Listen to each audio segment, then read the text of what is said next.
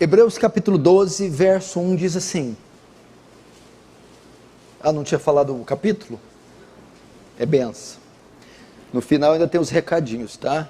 Hebreus capítulo 12, verso 1 diz assim: também nós, visto que temos a rodear-nos de tão grande nuvem de testemunhas, desembaraçando-nos de todo o peso e do pecado que tenazmente nos assedia, corramos com perseverança a carreira que nos está proposta. Até aí. Deixa aberto aí, não feche, fecha apenas os olhos. Pai Santo, a Ti a honra, a glória, o poder e o domínio. Precisamos do Senhor, meu Pai, para completar essa carreira.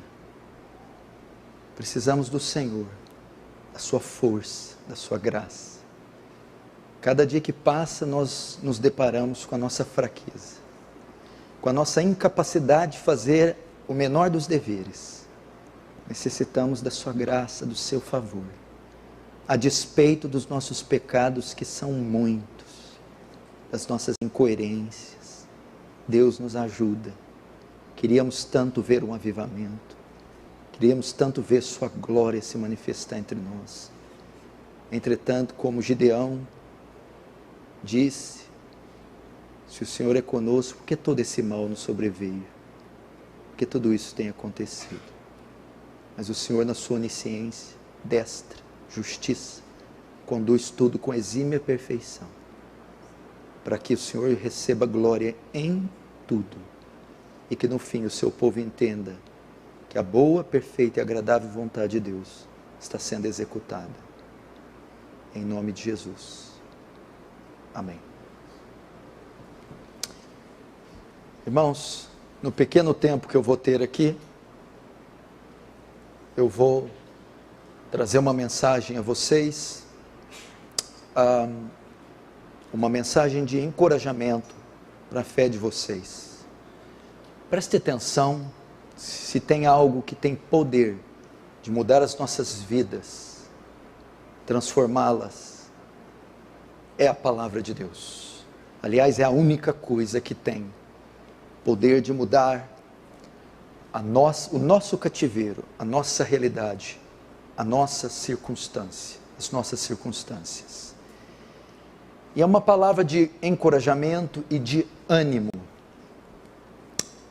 para aqueles que estão desencorajados, para aqueles cujas forças estão acabando, para aqueles que têm olhado atrás e têm pensado em desistir, para aqueles que têm achado a jornada pesada, extensa, árdua, e assim como qualquer outro homem ou cristão tem sentido o peso dessa caminhada e precisa desesperadamente de um refrigério, de um alento, de forças para prosseguir. O escritor de Hebreus, cuja identidade não é revelada, ele escreveu essa carta a crentes judeus, e ele está preocupado com a fé deles, com a condição espiritual deles, porque eles estavam passando por um tempo muito difícil, um tempo de muitas dificuldades, talvez o dia mau deles. E ele escreve a carta com o propósito de fortalecê-los, encorajá-los, animá-los nesse momento difícil.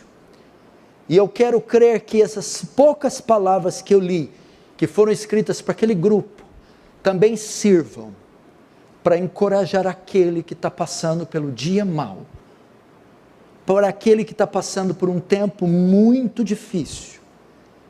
Eu espero que essas palavras também fortaleçam e consolem vocês. Parece que muitos desses cristãos aqui da carta aos Hebreus tinham ficado muito desanimados abatidos. E o escritor nota, percebe, ele obtém informações que eles estão num grau de abatimento muito grande, estão muito desanimados. Em grande parte isso deve às perseguições e tribulações que eles estavam sofrendo. Eles eram judeus da antiga aliança, do antigo pacto, que observavam a lei de Moisés. E agora haviam se convertido do judaísmo ao cristianismo. Haviam recebido uma nova vida e estavam pagando um preço alto por isso. Junto com essa nova vida, as tribulações começaram e grandes perseguições se desencadearam. E isso deixou eles muito abatidos, muito desencorajados. E qual foi o resultado dessa perseguição e desse abatimento? Alguns deles começaram a olhar para trás, para o passado, para o lugar de onde tinham sido retirados, transformados. Eles estavam pensando em recuar na sua fé, em desistir da nova vida, em desistir da nova fé, em desistir do nosso caminho. Pois olhavam para trás e diziam: nós não tínhamos tanta dificuldade assim lá atrás. Não passávamos por essas coisas na antiga aliança, na antiga fé. Agora tudo isso sobreveio e eles estavam tentados a desistir. Não há nada pior que isso, meus irmãos. Não há nada pior do que quando você passa por um momento de pressão, de perseguição, de decepção, de dificuldade. Não há nada pior, porque muitos são os efeitos da tribulação na vida do crente. Mas não há nada pior quando um desses efeitos é que a tribulação, o dia mau, o leve a recuar, a voltar de onde ele saiu. Esse é o caminho da destruição, é voltar para a perdição. E muitos que estão me ouvindo aqui, ou pela internet, podem estar passando exatamente por essa situação. Quanta gente aqui não está me ouvindo? Quanta gente não me vê pela internet? Quanta gente aqui sentada, cuja intimidade eu ainda não conheço? O que você deve ter passado nas últimas semanas, nos últimos meses? Que lutas internas e externas você está enfrentando? Quais incógnitas a sua alma e o seu coração esconde? Quais dilemas tiram seu sono, oprimem você? Quais situações? Eu não estou dizendo de uma, duas ou três, de um mês ou dois. Eu estou dizendo de uma fase. Eu estou dizendo de meses, de anos, de pressão, de situações. E não dá para dosar, medir a partir do outro irmão, do outro pastor, do fulano. Cada um de nós tem uma singularidade no que passamos, que para mim pode ser provação, para você pode não ser, o que para você pode ser pequeno, para mim não é, e eu não posso mensurar a dor, eu não posso mensurar o vale que cada um está passando. Só quem passa tem a capacidade de mensurar. Talvez seja esse. Tal é a situação que você tem sido tentado a olhar para trás, a desistir, a voltar para a velha vida, sem regras, sem leis, sem normas, sem cobrança. Voltar para um tempo, fazer de conta que Deus não existe e não existe a fé. Talvez seja o seu caso. Você entrou aqui e está assim. Eu estou aqui no stand-by. Eu estou aqui me conduzindo no piloto automático. Só está a carcaça, o corpo, em obediência às regras da religião. Mas o meu coração há muito sucumbiu. Voltou. Só está entre mim e a queda um passo. Essa é a condição. E nós todos passamos por ela. Senão isso aqui não estaria sendo pregado há 2000 anos depois. Por essa razão, cônscio dessa condição dos cristãos hebreus, o escritor tem que encorajá-los Por isso ele tem que escrever essas palavras a fim de encorajá-los. Entretanto, ele não vai só encorajá-los, como você nota em toda a epístola, ele também precisa exortá-los. A epístola é bem equilibrada, ao mesmo tempo que ele envia palavras de encorajamento, ele também os exorta. E por que ele precisa exortá-los? Porque ele precisa dizer a eles qual é a causa dos problemas que eles vêm enfrentando. Porque a apatia dominou eles, porque eles estão recuando, porque eles prostraram, porque eles desistiram da corrida, da jornada. E ele exorta dizendo que a causa do problema é que eles tiraram os olhos de Jesus. Se você vê a epístola toda aponta para Jesus, olhando para Jesus, autor e consumador da fé. Antigamente temos falado pelos profetas, agora fala pelo Filho, e o Filho é o cumprimento, e o Filho é sumo sacerdote, de maior grandeza que Arão.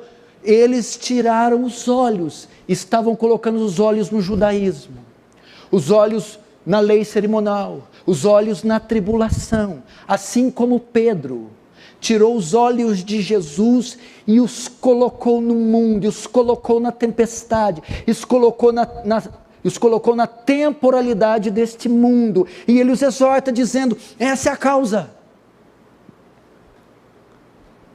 Talvez nós tenhamos sintomas distintos uns dos outros, vários sintomas, mas talvez a causa dos problemas ou dos sintomas é a mesma para todos. Nós sofremos quando nós tiramos os olhos do Senhor, quando passamos a colocar os olhos demais nas tribulações, nas provações, neste mundo, em pessoas. Quanto não se frustra por colocar expectativa demais em homens, no pai, na mãe, no marido, na namorada, e se decepcionam. Invariavelmente nós falharemos. Tudo que está nessa esfera é fadado, é passivo de erro, e foi o que eles estavam fazendo. Semelhante a eles, nós estamos vivendo uma situação parecida. Semelhante a eles, o maior problema que eu vejo a igreja enfrentar nesses dias, o maior problema dos crentes é o desânimo. É o desânimo. Vem aqui nas reuniões de oração para você ver. É meia dúzia de gato pingado. E muitos não vêm, não é porque não tem gasolina. Não é porque tem compromisso. É porque não tem ânimo. É desânimo. Vem nas vigílias para você ver. São meia dúzia de pessoas. Separa um grupo para evangelizar nas ruas. Pede para prosseguir, para intensificar a fé. As pessoas não conseguem. Umas não saíram da igreja, mas frequentam muito pouco. Qual é a causa? Desânimo, abatimento. Parece que a alegria tem minguado a cada dia, tem se esvaído, sido dissipada do povo de Deus.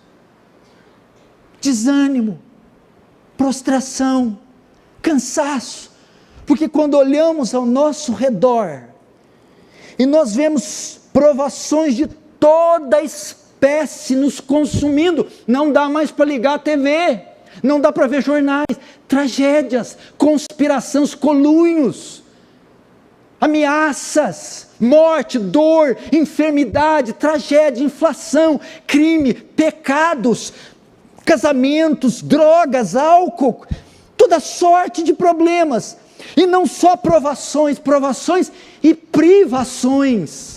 Estamos sendo privados dos nossos direitos, privados das nossas liberdades, assédio moral e assédio espiritual, luta em campo terreno, luta em campo espiritual, inimigos, pessoas malignas que conspiram contra nós e demônios do inferno que nos oprime todo o tempo.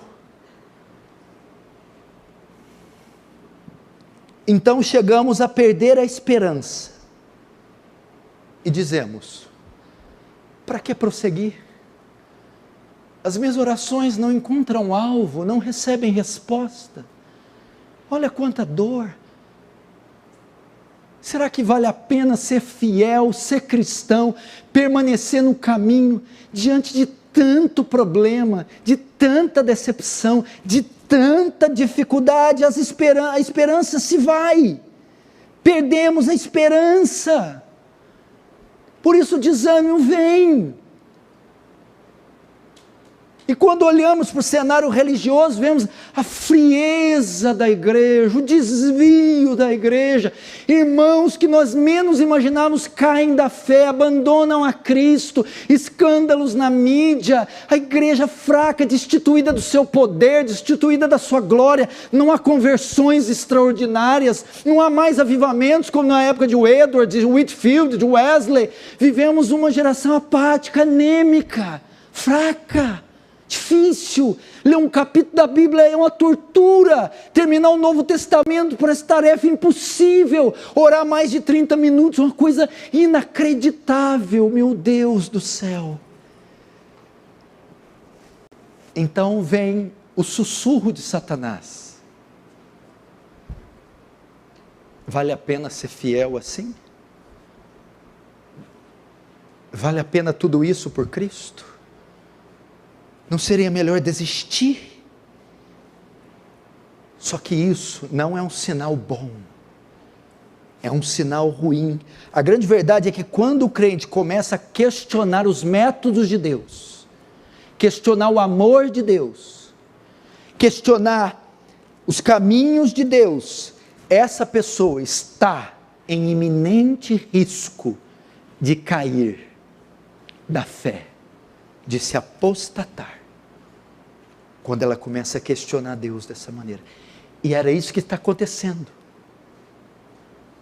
com os cristãos hebreus, essa chamada raiz de amargura, que estava brotando no coração deles, e eles estavam sendo privados da graça e contaminando outros.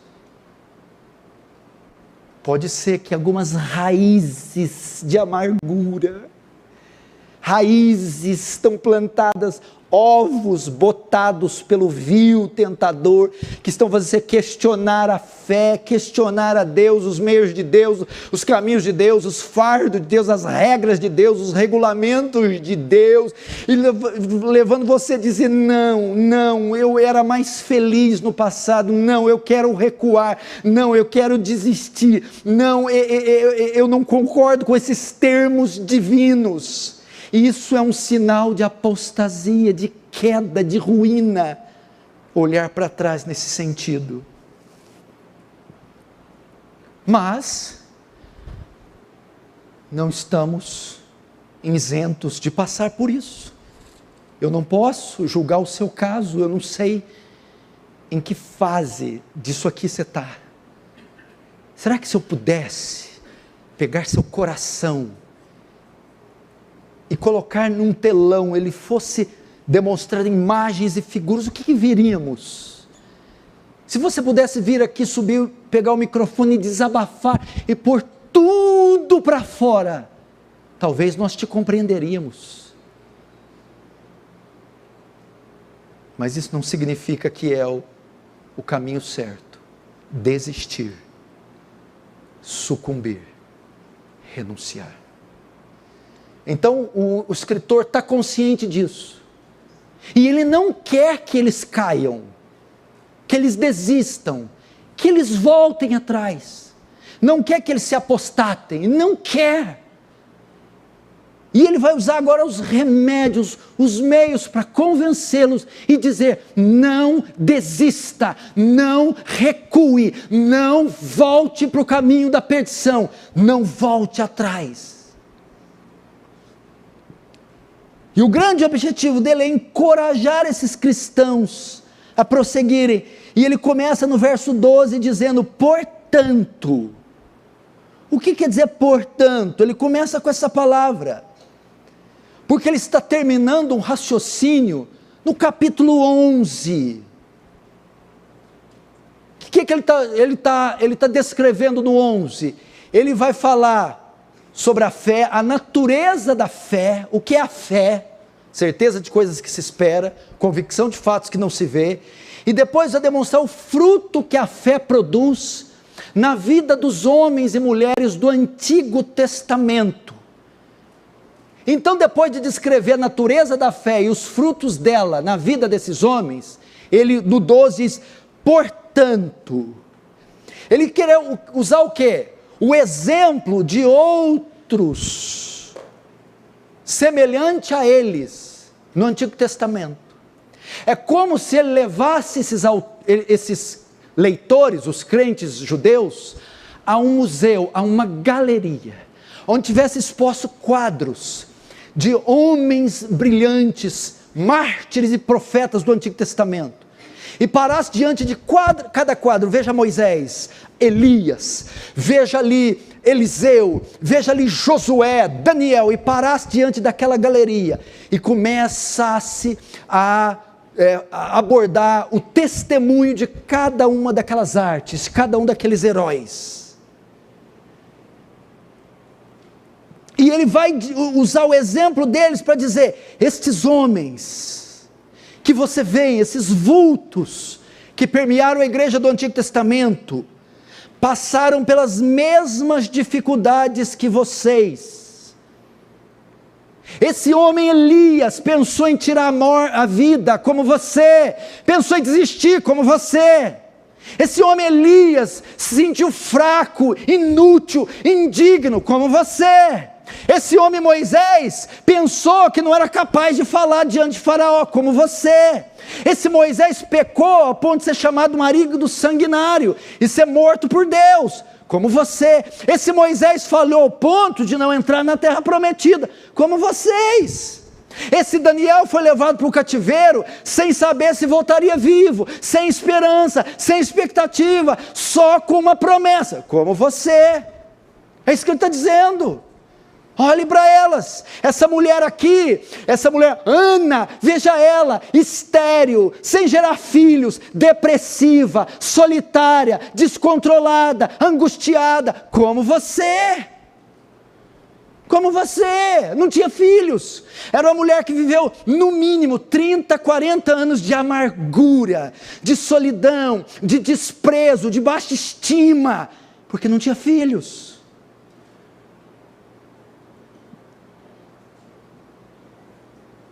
Ele está usando, venha ver os exemplos deles, amargurados como vocês, fracos como vocês, medrosos. Elias teve tanto medo, já basta que eu morra. Jeremias, homem como você, pregou e ninguém se converteu, ninguém dava ouvidos, preso, perseguido, humilhado, molestado, teve um ministério que não foi prolífico, não foi frutífero, como você. Entretanto, não obstante, sem embargo, todavia, no entanto, eles não desistiram. Apesar de passarem por tudo que vocês passaram, de sofrer o assédio, de desistirem, de voltar atrás, eles não desistiram, eles não olharam atrás. Então usem o exemplo deles, vejam essas obras, vejam essa galeria, ande por ela, pesquise esses homens, esses mártires, vocês vão ver que tem algo em comum com vocês. Entretanto, eles conseguiram. Essas situações às quais vocês se assemelham a eles, não pararam eles, portanto não pararão vocês. Não fizeram eles desistir, portanto vocês não precisam desistir.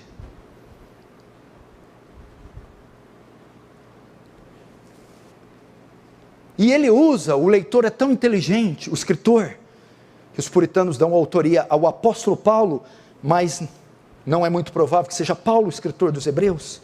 Ele usa a figura de uma corrida. Ele tem em mente os Jogos Olímpicos da Grécia Antiga.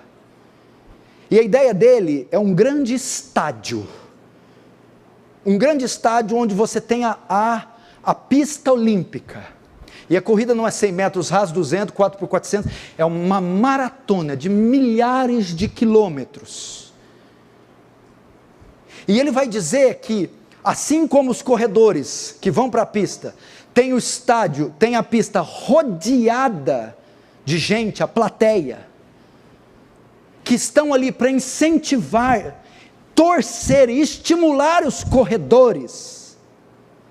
Ele vai dizer assim, ó: vocês estão engajados numa corrida. A vida cristã é como uma corrida, é como uma competição, e ela é uma corrida, mas não é uma corrida rápida, é uma maratona. Outros já correram antes de vocês. Moisés passou por essa pista, Elias já passou por essa pista, Daniel, Samuel, Davi passou por essa pista. Entretanto, eles correram e concluíram a prova, receberam o troféu, a coroa. Agora, chegou a vez de vocês correrem. O que é isso? A conversão. Começou a corrida cristã. Quando ele começou? No dia da conversão. E ela começou. E vocês têm que correr. Correr. Só que agora, os heróis não estão aqui. Onde eles estão? Sentados na arquibancada. E quando você estiver correndo e pensar em desistir, a perna pesou, olha para o lado e Moisés está lá, vai lá que eu venci, olha para mim, olha para o meu exemplo. Quando estiver desanimado, meu Deus, você não vai quiser olhar atrás, olha para Elias, eu passei por isso e aqui estou, venci. Olha para Esther, eu venci. Olha para Ana, eu venci. Eles estão lá, visto que temos uma tão grande nuvem de testemunha a nos cercar. Que nuvem de testemunha é essa? Os mártires. E nós temos a vantagem. Eles olharam para os heróis só do Antigo Testamento. Nós olhamos para o do Antigo Testamento. Nós olhamos para o do Novo Testamento. E nós olhamos para os heróis contemporâneos. Eles olharam até Malaquias. Nós podemos olhar para João Batista, Pedro, o apóstolo Paulo, nós podemos olhar para Policarpo, Inácio de Antioquia, nós podemos olhar para Agostinho de Hipona, para Lutero, Calvino, Zwinglio, nós podemos olhar John Owen, Richard Bach, os puritanos, os metodistas antigos, Spurgeon, Lloyd Jones. Olhe para eles, todos passaram por isso. E o leitor está dizendo o que para eles? Vejam, vocês começaram bem, mas a corrida ainda não acabou. Vocês ainda não ganharam o prêmio. E para que nenhum de vocês seja tentado a desistir por falta de ânimo, lembre-se de que vocês não estão sozinhos nisto. Lembre-se que os nossos irmãos passaram por isso, os nossos irmãos fraquejaram, os nossos irmãos pensaram em desistir, os nossos irmãos sofreram na pele as agruras de ser cristão, mas eles não desistiram. Olhe para eles. Se você quer ganhar o prêmio, temos que correr até o fim, e o texto diz aqui, ó: corramos com perseverança. Corramos com perseverança. O segredo aqui é a perseverança. Veja só, qualquer atividade, seja na escola, seja no trabalho, seja em competição, é muito fácil o início da corrida. Você já viu quando alguém entra na faculdade de Direito, as 3 primeiras semanas, 2 meses, nossa, ele está um tição, ele senta na primeira carteira, ele quer fazer aula. Você já viu quando uma competição, as primeiras voltas, não dá para se definir ali quem está na frente, tem um pelotão inteiro ali na frente, as primeiras voltas, está todo mundo com gás, os primeiros anos de fé, está todo mundo com gás, com energia.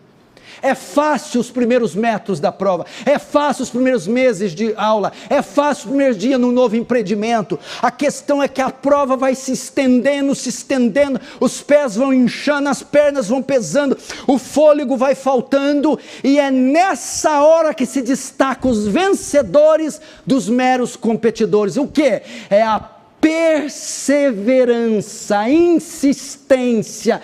Pode estar o terreno íngreme, chovendo, a temperatura baixar, pode estar desidratando o corpo, mas eu não desisto como Paulo, corro para o alvo, para o prêmio da soberana vocação. Perseverança. O Senhor está dizendo, o segredo é perseverar. Você tem que insistir, custe o que custar. Não importa o que esteja acontecendo, não desista. Quantos já saíram da prova, quantos já perderam, quantos foram desclassificados, quantos caíram pelo caminho. Não aumente o número dos desertores, não aumente o número daqueles que desistiram. Eles não ganharam, não estarão no pódio, não colocarão a coroa de louro ou a coroa da vida, não herdarão a vida eterna sequer. Ele está dizendo, persevere. Persevere, não desista, não desista.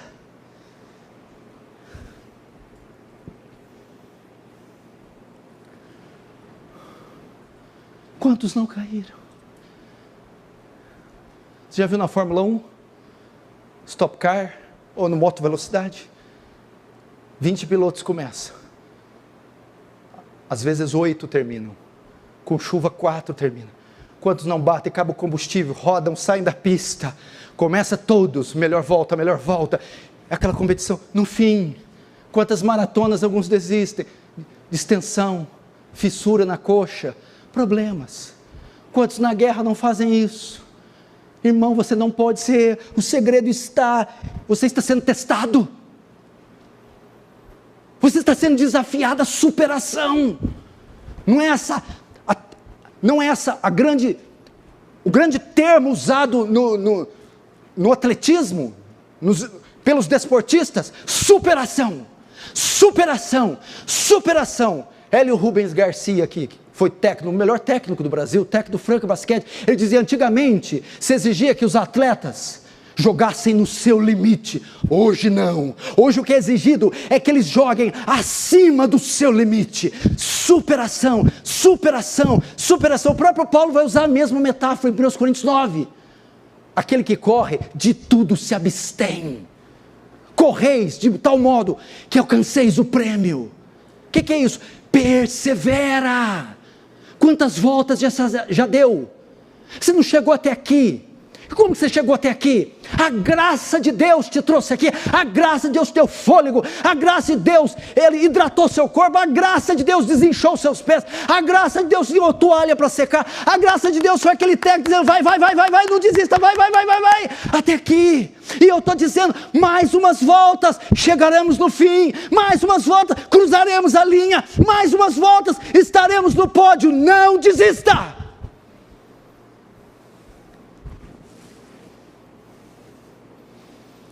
Agora, o escritor dá os meios para a perseverança. Como que eu persevero? Ele dá os meios para eu terminar a prova. O 12 ainda. Portanto, também nós, visto que temos a rodear-nos de tão grande número de testemunhas, desembaraçando-nos de todo o peso e do pecado, que tenazmente nos assedia. Agora ele dá uma dica, um meio de como perseverar. Ele dá os meios. Ele vai dizer, você tem que se desembaraçar, desvencilhar do peso e do pecado. Por que ele usa isso? Que meios são esses? Veja só, para o bom desenvolvimento do atleta, o atleta numa maratona, numa corrida, para o bom desenvolvimento dele, para a performance dele melhorar. Você já viu os atletas, principalmente os de ginástica olímpica, atletismo, eles usam pouquíssima roupa. As roupas são muito curtas e feitas de um tecido levíssimo. O tênis pesa grama, porque eles não podem correr com nada que cause obstrução, nada que dificulte a prova, a performance, a corrida. Paulo está dizendo a mesma coisa, o que está impedindo a perseverança, a caminhada, o que está fazendo ela pesada, dificultosa, drástica, cansativa, e o que está fazendo ela, vocês voltar atrás, é o excesso de peso, é os penduricalhos, as amarras, algo está contido em vocês que estão prendendo vocês, fazendo ela mais difícil. Vocês precisam se desvencilhar desses fardos, desses pesos, desses empecilhos, dessas ataduras, para correrem com uma performance olímpica. É o atleta que está correndo com um cinto de chumbo. Ele não está pesado demais, ele está ficando para trás, e ele está tendo câmbios e pensando em desistir, até que o técnico diz: enquanto você não tirar esse colete, você não vai poder competir como atleta olímpico. Então aqui o escritor apresenta meios para nós cumprirmos o nosso dever como cristão, meios para nós não desistirmos, meios para nós irmos até o fim. Que meios são estes? Despir-se de tudo que possa impedir o seu progresso espiritual. Despir-se de tudo que é uma ameaça para a sua fé, que faz mal à sua pureza, que atrapalha a sua santidade. Excluir, extinguir, retirar da sua vida. Você precisa despir disso. É incoerente um atleta de 100 metros correr com a botina de couro. É incoerente alguém com salto em vara correr de calça jeans. É incoerente um nadador de jaqueta. Para ele vencer, para ele não desistir, não ficar no caminho, ele tem que se despir de todo o embaraço, só os acessórios necessários para a prova. E que coisas tem que despir? Que meios são esses para essa perseverança? O escritor as compara a peso e pecado, ou embaraço e pecado. Vamos primeiro para os embaraços. Embaraços aqui não são coisas pecaminosas em si, que isso ele trata depois, é a segunda peça que está impedindo a performance, que é pecado. Mas a primeira é embaraço. O que é isso? São coisas que são lícitas, não são pecaminosas, mas que, se feitas em excesso, se observadas com obsessão, se controlarem nós, elas tornam-se embaraços. Relacionamentos, por exemplo, jovens, meninas ou meninos que relacionam com pessoas que se tornam embaraço para a fé, que oprimem, agridem, atrasam a vida. E o escritor dizendo: larga disso, você está impedindo sua fé, larga disso. São empregos, a jornada de trabalho, o estilo do trabalho, o horário, o ambiente, o local. É lícito trabalhar, ganhar o seu ordenado, mas esse trabalho, esse horário está atrapalhando você, está te embaraçando, você está ficando lá atrás, você está sentindo peso na perna. Desvencilha, muda disso, entrega currículo, sai disso. O mais importante não é ganhar dinheiro, o mais importante é ser santo. Ele está dizendo os embaraços. Tira isso.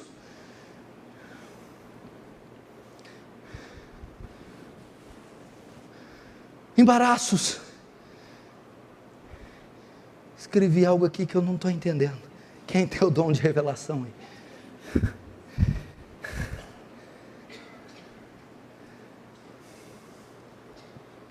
Essas coisas. Então, relacionamentos, emprego, internet. Meu Deus do céu, você ainda não se deu conta. Eu estou falando com gente aqui e Deus está falando para você. Tem pessoas que a causa da sua ruína é a obsessão pelas mídias sociais, que estão consumindo, tragando você como tentáculos, te envolvendo e acabando com a sua vida. E ele está dizendo: desfaz disso, deleta essas mídias, sai dessas redes, isso está sugando a sua força. Pare de responder a todo mundo, de frequentar tudo quanto é grupo, tire isso da sua vida. são penduricalhos.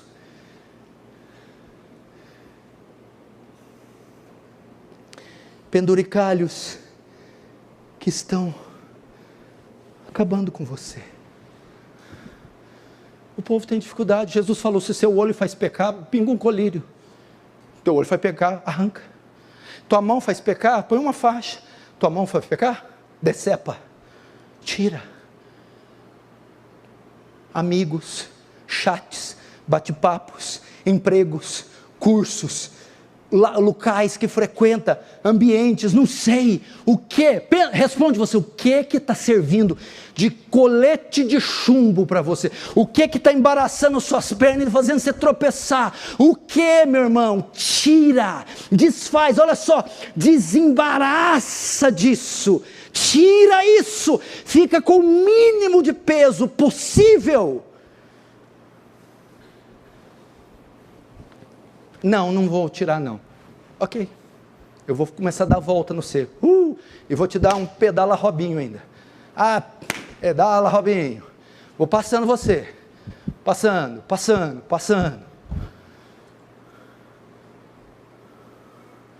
Segundo, o pecado. Ele diz, desembaraça dos embaraços e do pecado.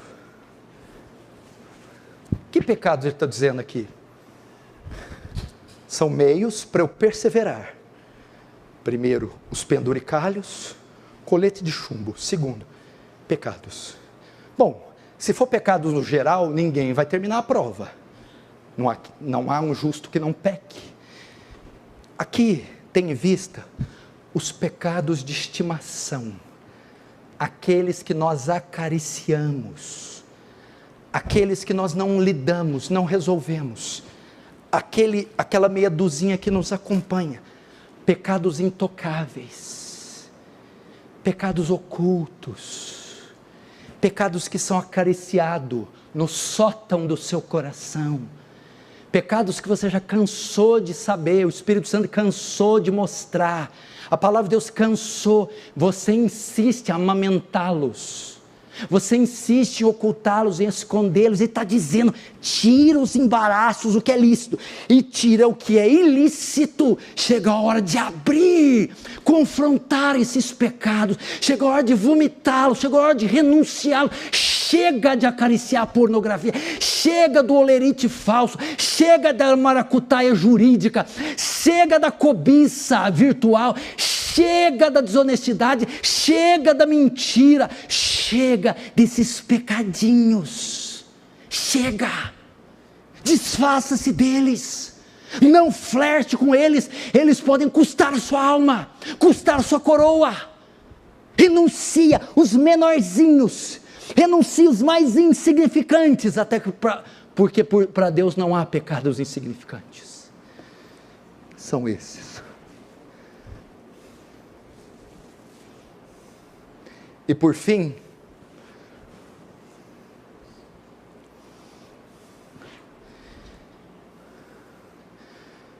ele fala da possibilidade da vitória. Se você fizer assim, você vence. O verso 1 diz, portanto, também nós, visto que temos a rodear-nos de tão grande nuvem de testemunhas, o que é isso? Ao dizer isso, o escritor apresenta a possibilidade da vitória. Por que você está pensando em desistir?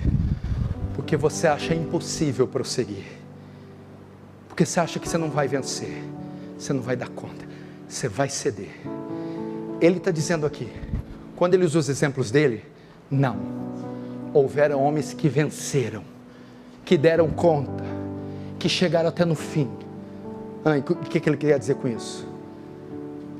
Fazendo assim, possibilitando a vitória a você, fazendo possível. Ele está dizendo, não é impossível terminar, outros já terminaram. A prova é possivelmente, como é que é? Ela é completável, terminável. Vamos conseguir. Há possibilidade da vitória. Não é um alvo inatingível, inalcançável. Há como alcançar. E a prova é que outros alcançaram, outros chegaram, não recuaram, não desistiram. Portanto, podemos também alcançar.